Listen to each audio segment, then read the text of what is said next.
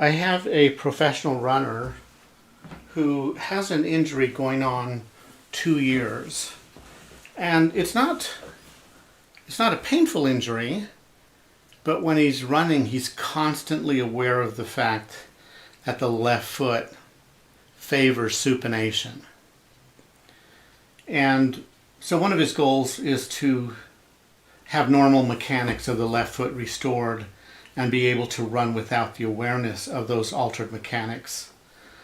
And so we did a whole body evaluation, and he's very strong. Usually you'll have some inhibition of muscle strength, but his muscle strength is normal in the left foot and ankle musculature. He certainly would have an endurance deficit, which he actually mentions as well. That would make sense. We would expect him to have some balance deficit, and we tested him, and he actually does really well standing on the left foot. And he does, however, the upper body deviates to the left slightly. So one of our goals of treating him will be to resolve that. And of course, you know, it would be appropriate to do much more advanced balance challenge. But for our purpose today, we just did the quick screen there. Although we've been evaluating him for an hour now. So there's so much you can do in an hour, and doing advanced balance stuff was not something we did. But we know that it's affected somewhat, and so we know it has to be treated. So looking at his feet and ankle on both sides, he's very tight in his heel cords. And when I passively test him, I don't quite get to neutral.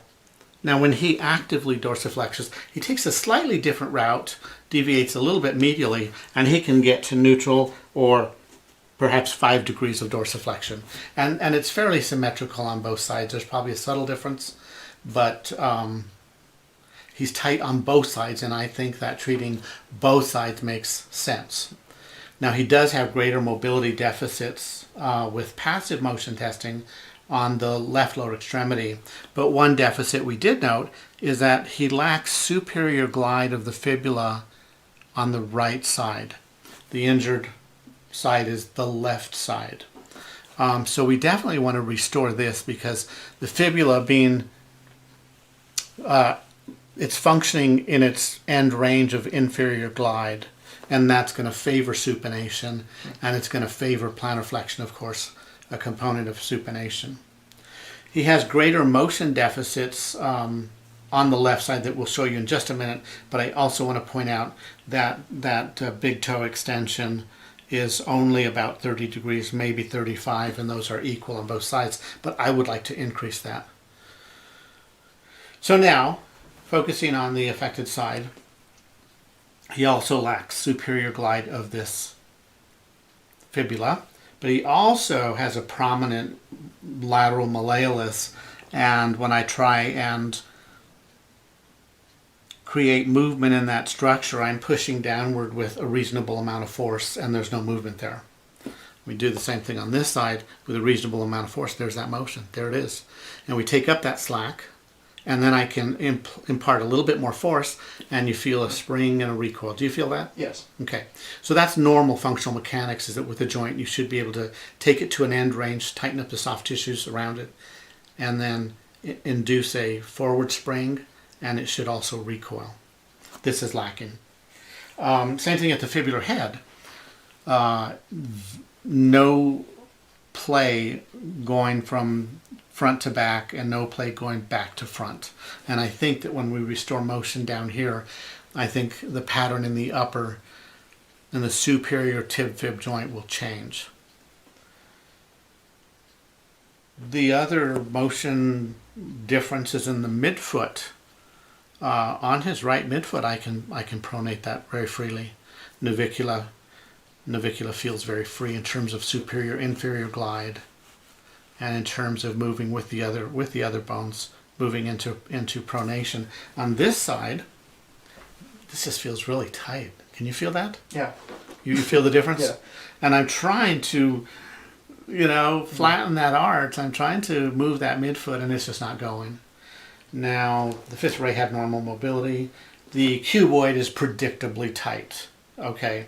And I'm not getting any joint play going superior, inferior with cuboid. It also has a rotatory component.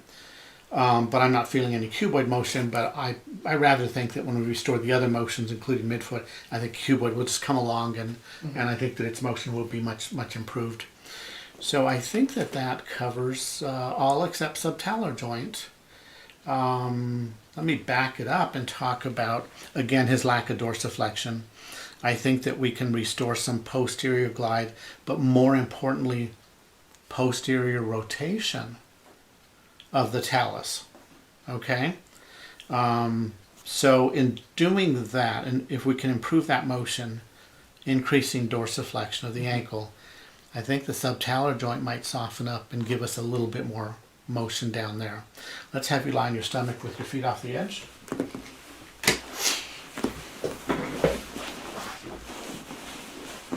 Okay, so this is left side, this is the affected side.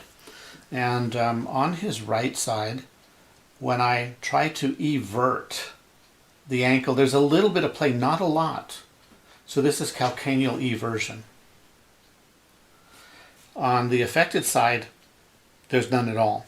So coming back to this side, there's a little bit of play. I think you can see that I can take the slack out of the system, but then I can impart a little force and gain just a little bit more mobility. On this side, the slack's already taken out and I can't get any mobility there. Or if I can, it is so slight. Now I'm going to test what I call external rotation, but the formal terminology is abduction of the calcaneus. So I'm going to rotate the calcaneus towards the left, towards the midline, and the front of the calcaneus, and therefore the foot, should rotate outward. And I'm the cameraman, so I apologize, there's no close-ups, and we're not doing different angles. And I appreciate it's suboptimal, and I appreciate we're dealing with some very small motions that the camera might not be able to pick up, even under ideal circumstances. But I still think there's I think it's a worthwhile conversation about how to evaluate and treat a chronic supinatory pattern, especially in a runner. So I'm going to, you see that play? Mm-hmm. You see that? We can rotate the back of the heel towards the left, and the front of the foot goes outward. But it only goes, what I think is about 5 degrees. Very slight motion. It'd be nice if we could improve that on this side, and I think we can. If I'm wrong, we'll discover that. On the affected side, you see that little bit of play there? I took up the slack there, and now there's no motion.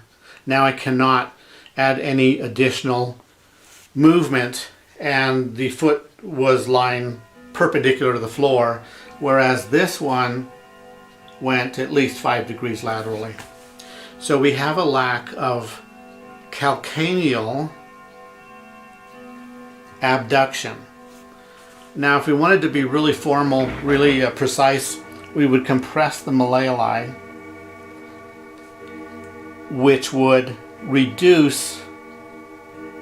considerably reduce motion in the ankle, and it would be isolating the subtalar joint of the talus and calcaneus, the top of the calcaneus. There's just no give here at all, none at all when I do that. So this describes what we found with foot and ankle. And we also found an asymmetry in the lower part of his pelvis. And a traditional pelvic sacroiliac screen would not capture the pattern in the pelvis, which I call a left lower wind-swept pelvis. And I already have video up that describes a left lower windswept pelvis, so I'm not going to elaborate much on that. But it is important to screen the joints above And we did screen his knees and we did screen his hips, and when we got to the pelvis we encountered a lower pelvic asymmetry of both position and of mobility. So we do similar spring testing, passive motion testing in the pelvis, similar to what we've seen here on the foot and ankle. He also has